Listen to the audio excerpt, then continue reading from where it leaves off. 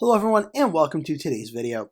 Today I'm going over an article by Fox News that goes over some potential replacements for Marco Rubio in the United States Senate that Florida Governor Ron DeSantis could do. I'm going to break down some of the names and go through some of them a little bit and just give my own personal thoughts about how I think this could go. So first things first, if you are unfamiliar, Marco Rubio, one of the two senators from the state of Florida, has been nominated to be Donald Trump's Secretary of State in his up-and-coming presidential administration. And Marco Rubio, first of all, has to be confirmed by the United States Senate to serve as the Secretary of State. But seeing as he's been a senator for the last 14 years now, seems to have a lot of appeal in the Senate. I really don't see any way in which Marco Rubio is not confirmed. So it's more likely than not Rubio will be the next Secretary of State. And Florida Governor Ron DeSantis does need to appoint a replacement senator to serve in that seat until 2026, where there will be a special election for the Florida Senate race. So where does this go now? Well, now it really lays on the desk of Florida Governor Ron DeSantis to potentially appoint multiple people, and there's multiple different ways he can go with this. And the one that's been getting a lot of media attention in the last few days is Donald Trump's daughter-in-law, Lara Trump, who Lara Trump right now has been running the RNC or co-chairing the RNC throughout the 2024 election. And she is someone that's been getting a lot of media attention towards potentially filling in this seat. There was talk about her running in 2022 for the United States Senate in North Carolina, the state that she grew up in and lived in for most of her life. But however, she and the President Trump did not agree to do a run for the Senate there and endorsed Ted Budd to run for Senate, who did ultimately win the primary and the general election. Now Lara Trump is living in Florida, of course, with her husband, Eric, and has been with the president every single day for the last 4 years. So now it's looking like potentially that she could be in play to be appointed to this seat. Again, that's contingent on if DeSantis will actually do so. But she is certainly a top contender. Some other names that are being mentioned right now is the Republican Lieutenant Governor of Florida, Jeanette Nunez. She's being considered for this seat as well. Florida's Attorney General Ashley Moody, former Florida House Speaker Paul Renner, Ron DeSantis' Chief of Staff James Altmaier, and former State House Speaker Jose Oliva are the few people being considered right now, according to this article. Senator Rick Scott of Florida, the other senator who just got reelected 2 weeks ago in Florida, is among those who have voiced his early support for Lara Trump on social media. Scott said, "We need more Republicans in Washington who actually represent the Republican Party back home and will be steadfast in their commitment to fulfill the mandate from this election to make America great again. Lara Trump is that person said Scott." So, Lara Trump lives in Palm Beach County with her husband Eric. Senator Lindsey Graham of South Carolina and Senator Katie Britt of Alabama, as well as Representative from Florida, Anna Paulina Luna, have also all voiced their support for Lara Trump as Rubio's possible replacement.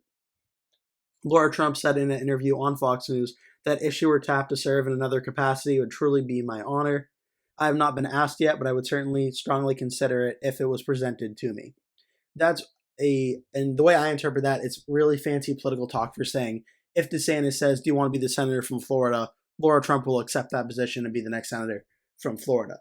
The big contingent on this is, what will Ron DeSantis do? Will DeSantis appoint Lara Trump to this seat, or will he go a different direction?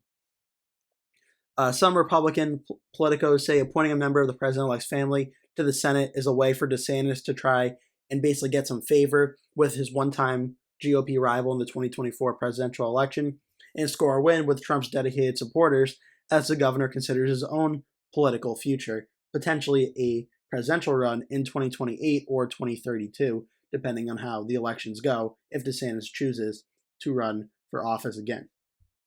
But that's a very interesting line. I'm going to get into it after this part in the video where I get into my own personal thoughts about this, because that is a very interesting point. And I also have a different thought about DeSantis' own political future.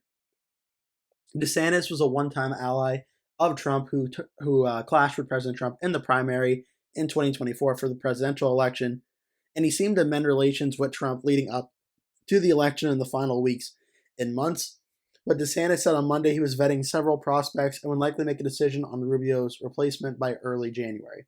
So early January is the timetable we're looking for when a potential Rubio replacement will be announced, and this will be around the time Rubio is going to be getting confirmed as well.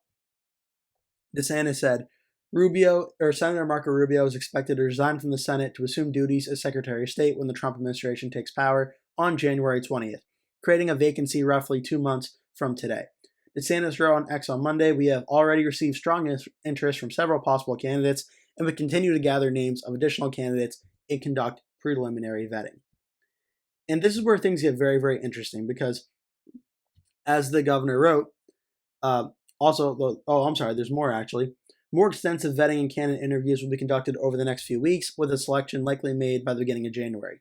Florida deserves a senator who will help President Trump deliver on his election mandate, be strong in immigration and border security, take on the entrenched bureaucracy and administrative state, reverse the nation's fiscal decline, be animated by conservative principles, and has a proven record of results.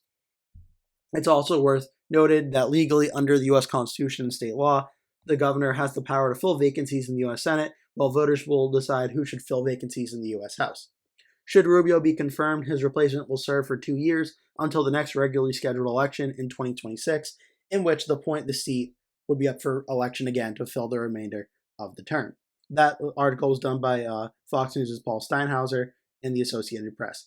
So this is where things get very, very interesting. And before I get into my own thoughts about this, I do want to mention something I saw going around online, and I just want to address it really quickly.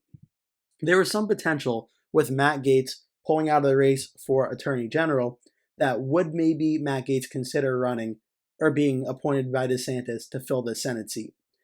And without going too much into detail about this whole situation, I think for me it's a very quick, I don't think that's going to happen, because in a new article that's come out just actually in a few hours before I started reporting this, Matt Gaetz essentially stopped all rumors of potentially rejoining Congress, saying that he's going to try and help out President Trump and his administration without being an elected member of government.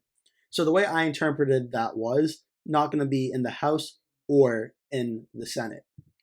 And for Gaetz' really only shot at being appointed senator of Florida obviously involves Governor Ron DeSantis having to appoint Gaetz.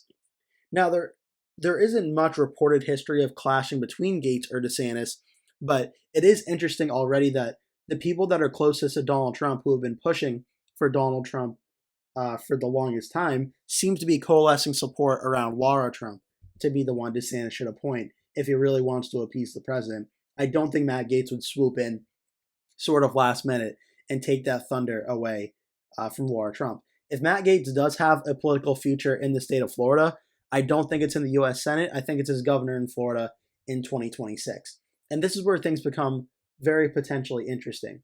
Looking at the Wikipedia page for the 2026 Florida Senate special election, you can go to Wikipedia and check this out right now. There are a bunch of candidates they have listed as potential, and also I'm going to add one more as well. The first is Jay Collins. He's a state senator. A guy named Ashton Hayward, former mayor of Pensacola, Florida, has announced interest as well. Florida Governor Ron DeSantis, and of course his wife Casey DeSantis. Both of them are very politically smart and active, so they could certainly be in contention for the seat. Corey Mills, a current representative from Florida's 7th District. Ashley Moody, the current Florida Attorney General. Jeanette Nunez, Lieutenant Governor of Florida. Jose Oliva, former Speaker of the House of Florida. Law Lara Trump, and James Altmaier, Chief of Staff to Governor Ron DeSantis. I would also throw in Congressman Byron Donalds' name into this list, though I think it's looking more and more likely that it is possible Byron Donalds does decide to leave Congress and run for governor in 2 years. So I think he's going to be in top contention for that, which is why things get very interesting, in my view, because depending on how this seat ends up going and the choice DeSantis makes could very well affect the governor's race in 2026. I am anticipating Florida's 2026 governor's race to be very, very contested. But that's going to be a video for a future day. Now for the Senate seat. What Ron DeSantis does really determines how this will all go. Because no matter what, there will be a special election in 2 years, and whoever DeSantis appoints, that doesn't necessarily stop anyone from running for the Senate seat in 2 years and potentially being a primary challenge to whoever DeSantis points. Unless the article mentioned Ron DeSantis' political future. And I actually take a different approach of this. The article was saying that DeSantis' best bet may be to appease Trump supporters in Trump's base and by appointing Lara Trump.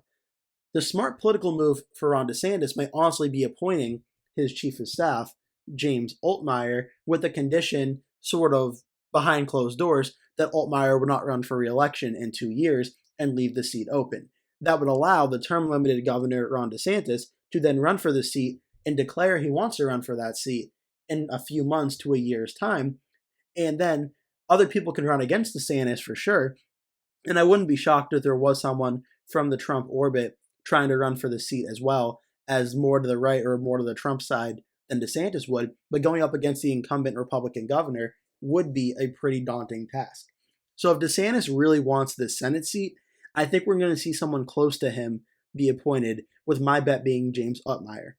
It is possible DeSantis could do something similar with Jeanette Nunez as lieutenant governor, but I think it's more likely than not that in this situation, if DeSantis goes down this path, he would probably want Nunez to run for governor in 2 years, and that could set up a primary battle between Nunez and maybe Matt Gaetz, maybe Byron Donalds. It could be a handful of others to watch for there. As for Representative Corey Mills, this is a very interesting one, but I don't think DeSantis is going to appoint him, as the Republican majority in the House right now is so narrow as it is. And with already a special election going to happen for Matt Gaetz's Congress seat around, I believe, a month or two after January, it's not going to be a very big majority for the Republicans in the House. So I don't think any current representatives of Congress right now will be appointed by DeSantis. To me, it all comes down to, is DeSantis going to pick someone to fulfill this term and run for re-election? Or is he going to pick someone that will retire after 2 years and clear the path for DeSantis to run? If DeSantis goes with the latter and clears the way for him to run, I think it's going to be James Altmaier, maybe his Lieutenant Governor Jeanette Nunez, but I think it's going to be James Altmaier to do so. If DeSantis is going for someone that will serve the next 2 years and run for re-election in 2 years and run throughout the rest of Rubio's term, then I think we're starting to look at names like Lara Trump, like Ashley Moody, like Jeanette Nunez, and potentially maybe Byron Donalds. That's when I think we get into some really interesting circumstances where things could go that way. But the ball is really in Ron DeSantis' court, and now everyone's really just waiting to see what he is going to do and what announcement he's going to make. And according to the article, we're not going to know until January of 2025. So we do have some ways to go for how this ends up going. So that'll do it for today's video. Thank you so much for watching. Please remember to give the video a like, click subscribe, share with your friends and family, and I hope to see you in a future video. That will do it for today's video. Thank you so much for watching. If you enjoyed the video, please remember to give it a like. And if you really liked it, please remember to click the subscribe button and make sure you turn post notifications on so you always get notified when I post a new video. That way you never miss one. Also, please remember to share this video with your friends and family if you really like the video. And remember to stay tuned, because I'll be posting at least one video every single day leading up until Election Day. So I'd really appreciate it if you keep coming back and watching those videos. Thank you so much for watching, and I hope to see you in a future video.